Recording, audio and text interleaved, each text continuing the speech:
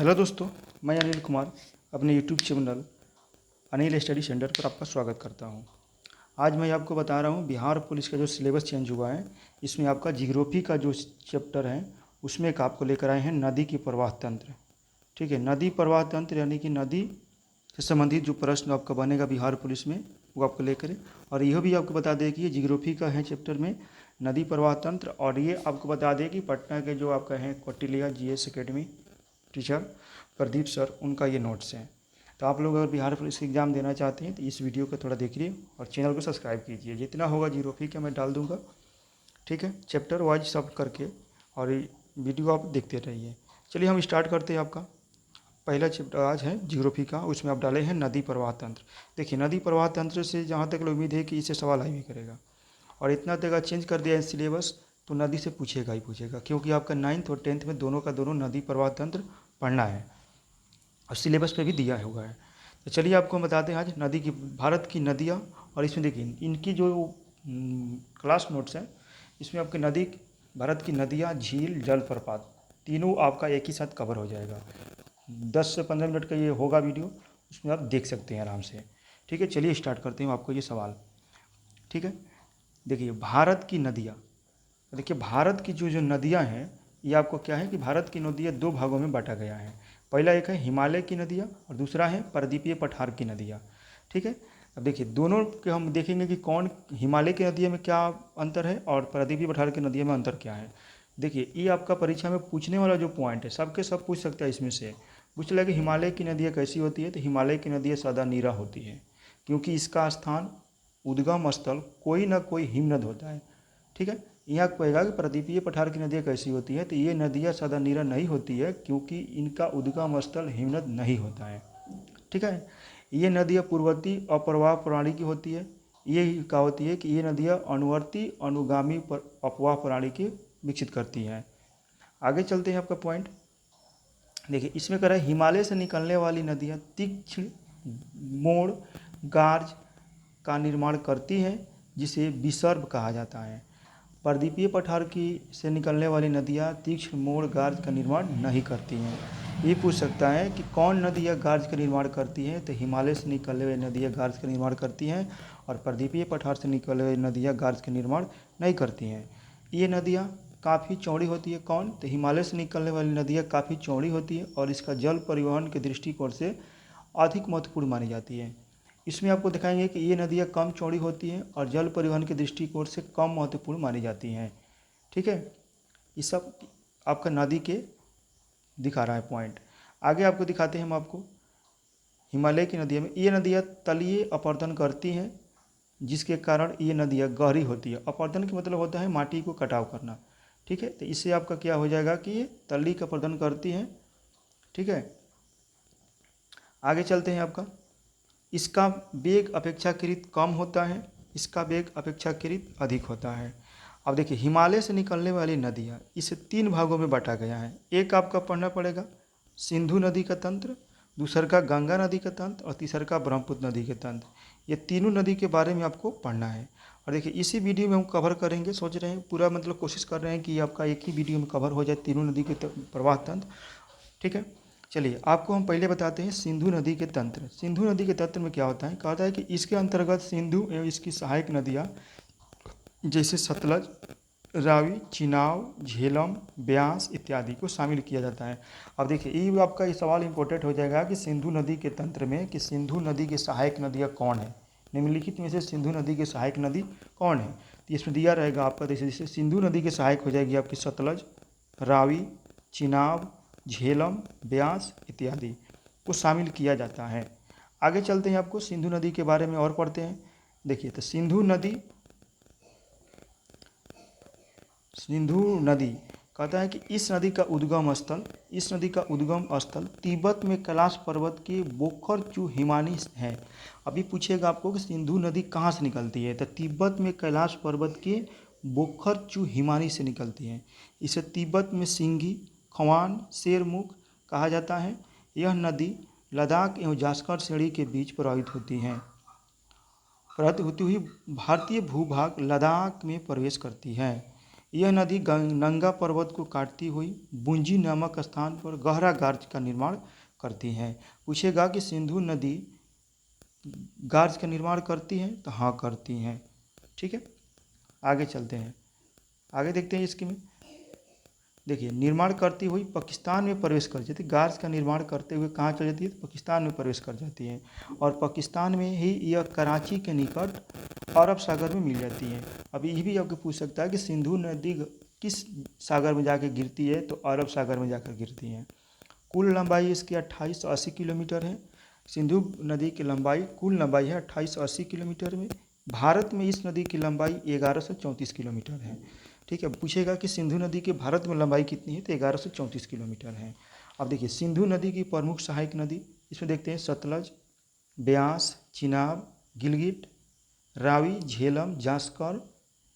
ठीक है, ये सब आपके क्या है? सियांग, ये आपका सब सिंधु नदी की सहायक नदियाँ हैं। अब आगे चलते हैं। देखिए, भारत एवं पाकिस्तान के बीच 1960 में सिंधु नदी जल बंटवारे से संबंधित समझौता हुआ। भारत और पाकिस्तान के बीच 1960 में पूछेगा कि सिंधु नदी से जल से संबंधित समझौता कब हुआ था? भारत और पाकिस्तान के बीच 1960 में हुआ था। सतलज नदी, ठीक है, इस नदी का उद्गम स्थल मानसरोवर झील के निकट स्थित राकसताल झील है। किसका? तो सतलज नदी का। तिब्बत में इसे लॉन्गचेन खवाब कहा जाता है। तिब्बत में इसे लॉन्गचेन खवाब कहा जाता है। यह नदी शिवकिला दारा हिमाचल प्रदेश पर पार करती हुई पंजाब के मैदानी भागों में प्रवेश करती है। शिवकिला दारा भी पूछ सकता है कि शिवकिला दारा कहाँ है? तो हिमाचल प्रदेश में है। भारत में इस नदी की लंबाई 1050 किलोमीटर है। भारत में इस नदी की लंबाई 1050 किलोमीटर है। यह नदी पंजाब के कपूरथला के निकट ब्यास नदी में मिल जाती है। सतलज नदी जाकर कपूरथला, पंजाब के कपूरथला में निकट ब्यास नदी में जाकर मिल जाती है। आगे चलते हैं। इसका कह रहा है कि लुधियाना और फिरोजपुर शहर, लुधियाना और फिरोजपुर शहर सतलज नदी के किनारे बसा हुआ है। सतलज नदी के किनारे बसा हुआ है। अभी पूछ सकता है कि लुधियाना और फिरोजपुर किस नदी के किनारे बसा है? तो अलग अलग ही पूछ सकता है कि लुधियाना किस नदी के किनारे बसा हुआ है?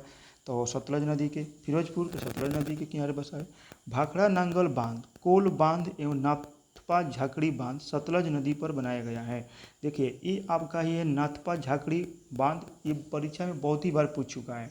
ठीक है, ये पूछेगा कि नाथपा झाकड़ी बांध किस नदी पर है? तो सतलज नदी पर है।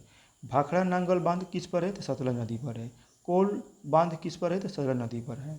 ठीक है, भारत का सबसे ऊंचा बांध, सर्वाधिक गुरुत्व वाला बांध भाखड़ा नांगल बांध है, और इसी बांध से निर्मित कृत्रिम जलाशय को गोविंद सागर जलाशय कहा जाता है, जो भारत का सबसे बड़ा मानव निर्मित कृत्रिम जलाशय है। आगे आपको पढ़ते हैं हम चिनाब नदी के बारे में। चिनाब नदी का देखिए पुराना नाम है आपका अस्किनी। ये भी पूछता है कि चिनाब नदी का पुराना नाम क्या है? तो अस्कनी नाम है, अस्किनी। ठीक है, चिनाब नदी के बारे में पढ़ते हैं। इस नदी का उद्गम स्थल हिमाचल प्रदेश के निकट स्थित बारालाचा दर्रा है। यह नदी सिंधु नदी की सबसे बड़ी सहायक नदी है। पूछेगा कि सिंधु नदी की सबसे बड़ी सहायक नदी कौन है? तो चिनाब नदी है। ठीक है, चिनाब नदी पर सलाल बांध परियोजना एवं दुलहस्ती बांध परियोजना स्थित है। बगलिहार परियोजना भी कहाँ है? चिनाब नदी पर ही है। बगलिहार परियोजना कहाँ है? तो चिनाब नदी पर ही है। आगे पढ़ते हैं हम झेलम नदी के बारे में। तो झेलम नदी में क्या होगा कि इसका पुराना नाम क्या है? बितस्ता है। इसको हाइडेस्पिस नदी भी कहते हैं। इस नदी का उद्गम स्थल जम्मू एंड कश्मीर में स्थित शेषनाग झील है। पूछेगा कि झेलम नदी कहाँ से निकलती है? तो शेषनाग झील से निकलती है। कहाँ है? तो जम्मू कश्मीर में है। यह नदी बुल्लर झील से होकर प्रभावित होती है। इसी नदी के कारण बुल्लर झील का जल हमेशा ताज़ा होता रहता है, अतः इस झील को मीठे ताज़े पानी की झील कहा जाता है। अब ये पूछेगा कि बुल्लर झील कैसा है? तो मीठे ताज़े पानी का झील है। बुल्लर झील है कहाँ भाई? तो जम्मू कश्मीर में है। ठीक है, आगे चलते हैं, आपका पढ़ते हैं इसके बारे में। कह रहा है कि यह नदी बारामुल्ला के निकट गहरा गार्ज बनाती हुई पाकिस्तान में प्रवेश कर जाती है। ठीक है, ये आपको फिर से बता दें कि बिहार पुलिस के लिए आपका वीडियो है, जिसमें जियोग्राफी का चैप्टर है ये, और उसमें है एक नदी प्रवाह तंत्र। नदी प्रवाह के तंत्र से जितना भी सवाल आपको आएगा लगभग इसी चैप्टर से आएगा, यानी कि इसी नोट से आएगा। ये आपका प्रदीप सर के नाम जानते होंगे, पटना के जो टॉपर टीचर में से आते हैं एक, उसी का ये क्लास नोट है। ठीक है, आगे चलते हैं, आपको बताते हैं हम श्रीनगर शहर झेलम नदी के किनारे बसा हुआ है। ये भी पूछ सकता है कि श्रीनगर किस नदी के किनारे बसा है, तो झेलम नदी के किनारे बसा हुआ है। अब आगे पढ़ते हैं आपको रावी नदी के बारे में। रावी नदी का जो पुराना नाम है उसको पारुष्णी नदी कहते हैं, परुष्णी नदी कहते हैं। यह सिंधु नदी की दूसरी बड़ी सहायक नदी है। रावी नदी यह सिंधु नदी की दूसरी बड़ी सहायक नदी है। पहली कौन थी, तो चिनाब थी। ठीक है, इसका उद्गम स्थल हिमाचल प्रदेश में स्थित रोहतांग दर्रा के निकट है। पूछेगा कि रावी नदी कहाँ से निकलती है, तो हिमाचल प्रदेश के रोहतांग दर्रा से निकलती है। थीन बांध परियोजना इसी नदी पर स्थित है। थीन बांध परियोजना इसी नदी पर स्थित है। आगे पढ़ते हैं हम ब्यास नदी के बारे में। ठीक है, ब्यास नदी के बारे में हम आपको पढ़ेंगे आगे।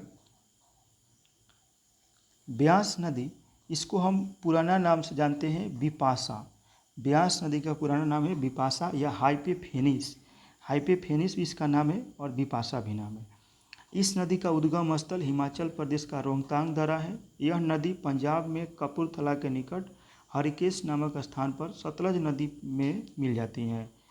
पोंग बांध परियोजना इसी नदी पर स्थित है। पोंग बांध परियोजना इसी नदी पर स्थित है। अब आके पढ़ते हैं आपको गंगा नदी। गंगा नदी के बारे में चलिए आपको पढ़ते हैं। देखिए, इस नदी का उद्गम स्थल उत्तराखंड के उत्तरकाशी जिला में स्थित है। देखिए, गंगा नदी के बारे में हम आपको पढ़ रहे हैं, गंगा नदी के बारे में। तो गंगा नदी देखिए क्या होता है कि इस नदी का उद्गम स्थल उत्तराखंड के उत्तरकाशी जिला में स्थित है। केदारनाथ पर्वत पर स्थित गंगोत्री हिमानी है। केदारनाथ पर्वत पर स्थित गंगोत्री हिमानी है। उद्गम स्थल के निकट इसे भागीरथी नदी कहते हैं। उद्गम स्थल के निकट इसे भागीरथी नदी कहते हैं। देवप्रयाग के निकट भागीरथी नदी अलकनंदा नदी में जाकर मिल जाती है और तब दोनों को संयुक्त धारा गंगा कहलाती है। देवप्रयाग में जाकर भागीरथी और अलकनंदा दोनों नदी जाकर मिल जाती हैं, तब इसको हम संयुक्त रूप से क्या कहते हैं, गंगा कहते हैं।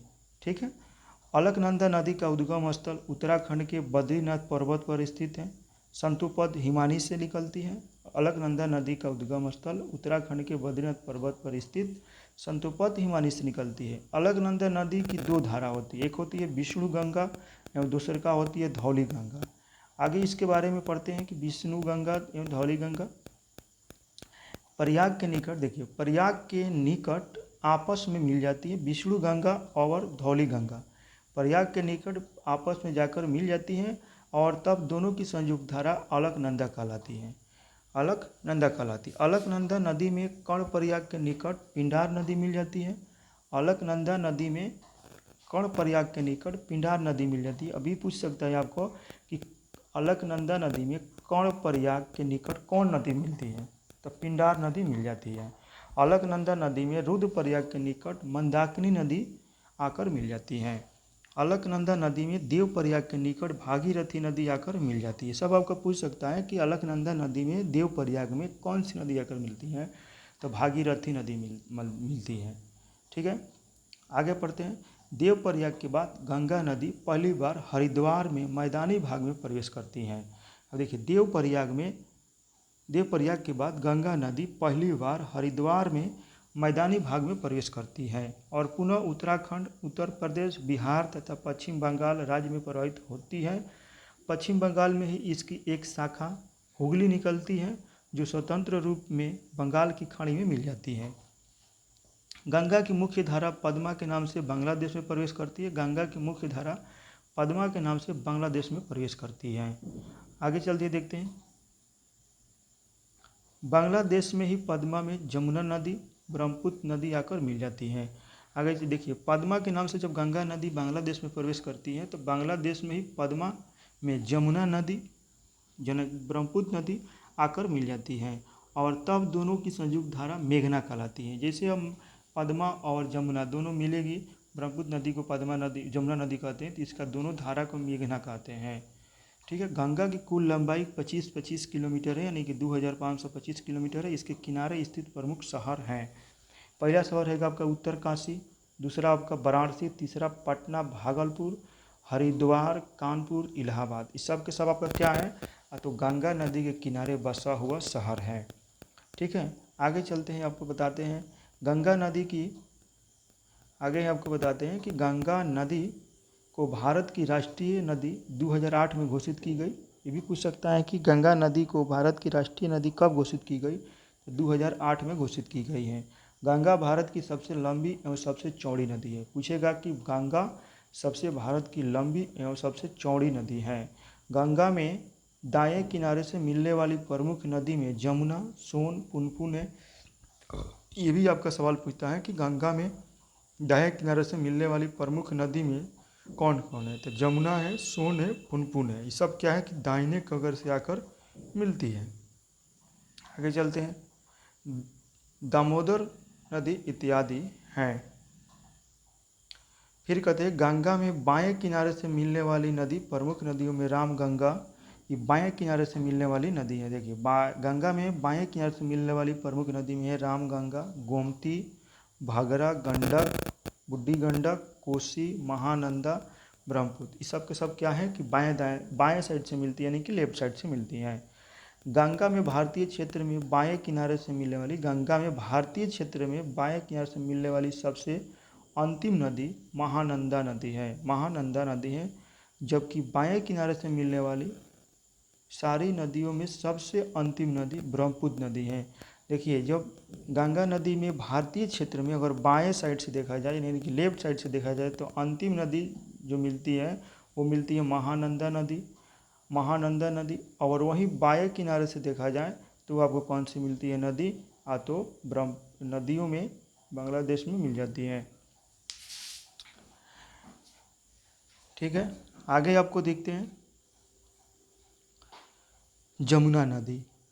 ठीक है, जमुना नदी के बारे में हम पढ़ते हैं। देखिए जमुना नदी में अब पढ़िएगा थोड़ा सा।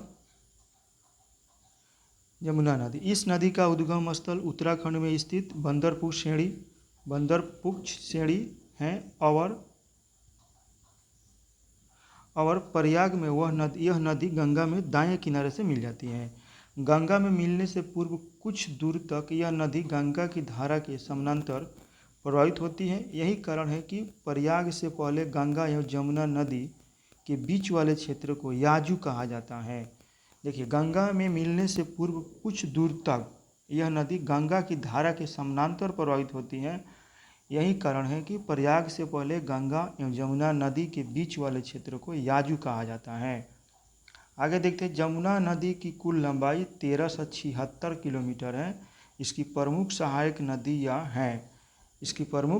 नदियाँ हैं। तो देखिए इसमें है क्या है कि दाएं किनारे से मिलने वाली सहायक नदियाँ, चंबल नदी है आपका, केन नदी है, बेतवा नदी, सिंधु नदी। बाएं किनारे से मिलने वाली सहायक नदियाँ हैं आपका रिहंद नदी, वरुणा नदी और हिंडन नदी। हिंडन नदी के किनारे आलमगीरपुर शहर स्थित है, जो सिंधु घाटी सभ्यता का सबसे पूर्वी स्थल।